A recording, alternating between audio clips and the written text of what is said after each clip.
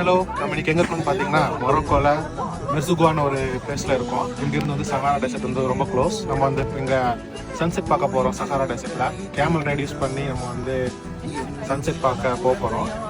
இதோ நாங்கள் போகிறோம். கேமல்லாம் அங்கே இருக்குது. என் கூட வந்த டீம்மேட்ஸ் ஆல் சே ஹாய்.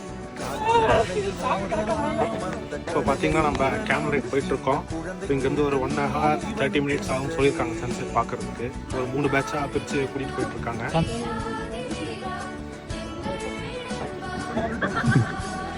அதுக்கு கல்யாணம் பண்ணியிருந்தா தான் அதுதான் கல்யாணம் பண்ண முடியும்.